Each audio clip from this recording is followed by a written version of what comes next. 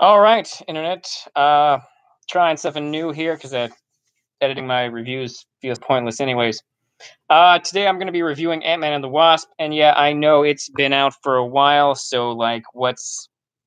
Uh, what's even? So some might even question that decision. I hope my audio is working well enough because this thing doesn't seem to be reading it well. Well, we'll find out. I can always delete this video later if I hate it. So yeah, I saw Ant-Man and the Wasp, and the thing about Ant-Man and the Wasp is, okay, I went into the Ant-Man and the Wasp with very moderate expectations, and I have to say, like a lot of people have expressed that I've heard both ends of the spectrum on this Wasp movie, that it's awesome and that it sucks. And having seen it now, I can say that it's a lot closer to sucks. So yeah, so Ant-Man and the Wasp. I won't. Okay, well, first let's cover the good. There's some cool action sequences. It's got Lawrence Fishburne in it. The villain, Ghost, is very different than the comic book, but probably more interesting than the comic book, so that's something. And then we have Paul Rudd is fine, Michael Douglas is fine. All those characters are fine. It's got some good action sequences. There's parts of it that are really trippy, and it's got some funny moments too. That's all the good. That's everything. It's all very general. It's all very basic. Now let's get into why it's the most incredibly meh. Like it's okay. First of all, it's a 2 hour and 5 minute movie. It does not need to be 2 hours and 5 minutes long. We could just dramatically bring that timeline down a lot if we were to, just stop recapping constantly. Holy shit. Do they not stop recapping shit? Like, there's at least 20 to 30 minutes of this movie that is just people explaining how we got from Civil War to Ant-Man and the Wasp. Like, it gets explained over and over and over and over again. Like, we haven't fucking seen Civil War. And there's a certain point in the movie where it's like, I don't need to hear this again.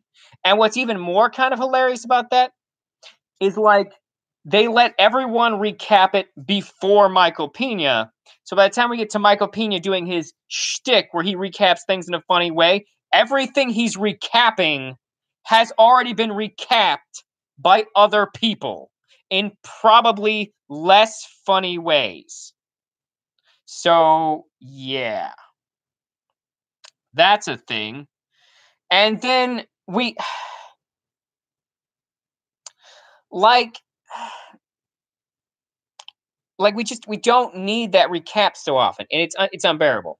And there was a part of the movie where I genuinely couldn't remember why I found Michael Pena's character endearing in the first place. So that's vaguely depressing because I remember watching the first one going, man, that's a funny character, that's a funny shtick, I'm digging it. But then in Ant-Man and the Wasp, it's like you get to a certain point and you're like, I don't care what you have to say anymore. And his henchmen who were in the other movie, and didn't seem to bother me in that movie as much, but like when I was watching this one, all to be fair, when I watched the first Ant-Man movie, I was recovering from surgery and out of my mind on Percocets, so maybe that improved the quality of Ant-Man 1. But for Ant-Man and the Wasp, like, I could not get past the overacting of Michael Pena's two cohorts. Like, their characters are just, like, ridiculous. Like, ridiculously... It's like, it's bad. They're bad. They are just bland caricatures with no real... They're not interesting. They're kind of annoying. They take me out of the movie. I don't like them. They just overacting the shit out of everything. The Asian guy who plays the FBI guy, his character is painfully awkward and overacting, and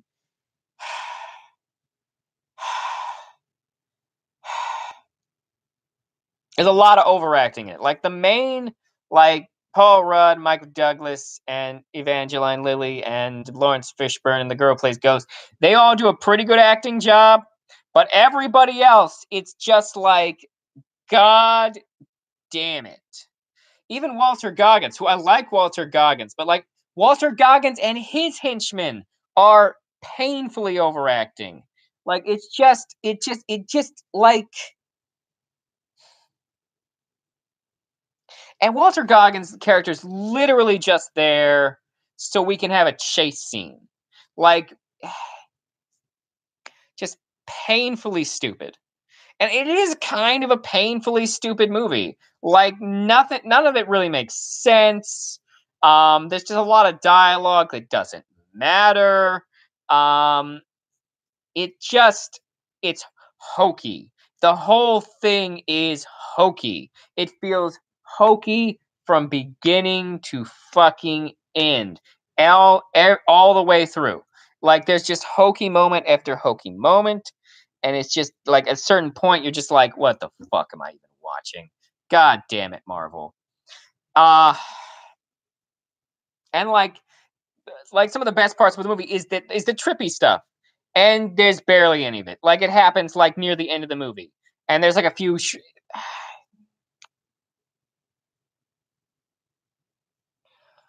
and like I got some other complaints that are totally spoilers, so we'll get into that in a minute. The like okay, so I'll say this and then I'll go into spoilers for Ant-Man and the Wasp. It's just like I give Ant-Man and the Wasp like a 6. It's a better looking movie than Civil War. It's got some cool action sequences.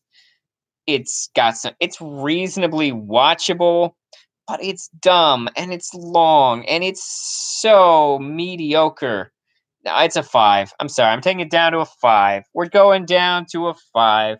Part of me, like, I went with a friend who had seen it before, and like literally after we were done watching it, he turned to me and is like, that really sucked the second time. And like, basically, just like he had remembered the movie being awesome, and then when he rewatched it, he was just like disappointed in it.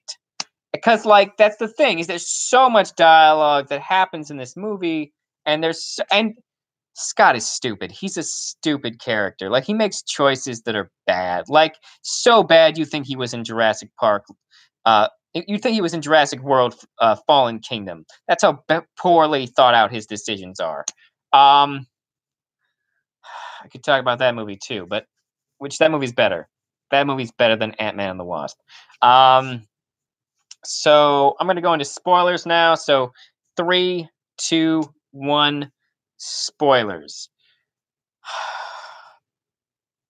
Okay, so one of the big things is that it's got Michelle Pfeiffer as Michael Douglas's wife, who got lost in the microverse or quantum verse or whatever they're calling it. And here's the thing: why does she age? Like, why does she come out of the quantum verse super old? I like why? Does it make sense? Like, does time? That implies that time works there relatively the same as it works on the surface, and that is not true of any other science fiction that deals with anything even remotely similar to this. And also doesn't make sense. Like that ignores why we as people age and how aging works. It it's nonsense that she ages. It's nonsense that she comes out old. It's complete fucking nonsense. She shouldn't be old. She should be the same age she was when she went in. I don't know why she would have aged when she should have either aged way less or way more. The time should not work the same down there. It does not make sense.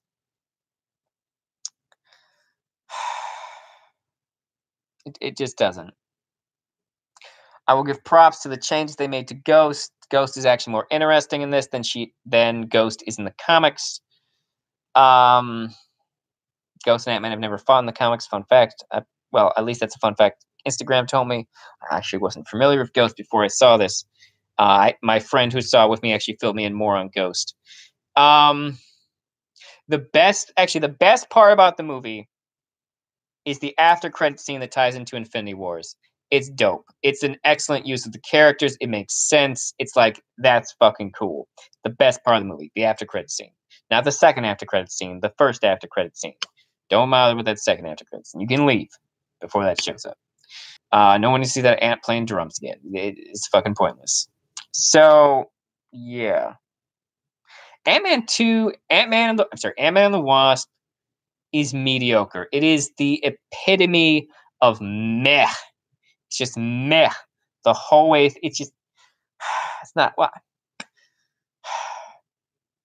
Ant-Man and the Wasp is not unwatchable. Ant-Man and the Wasp is not plagued with horrible movie-breaking shit. What it is unbelievably middle of the road, unbelievably mediocre, unbelievably interesting, and shockingly and much longer than it ever needed to be. Seriously, everybody, like the FBI agent recaps what happens between Ant-Man, between Civil War and Ant-Man and the Wasp. Evangeline Lilly recaps it.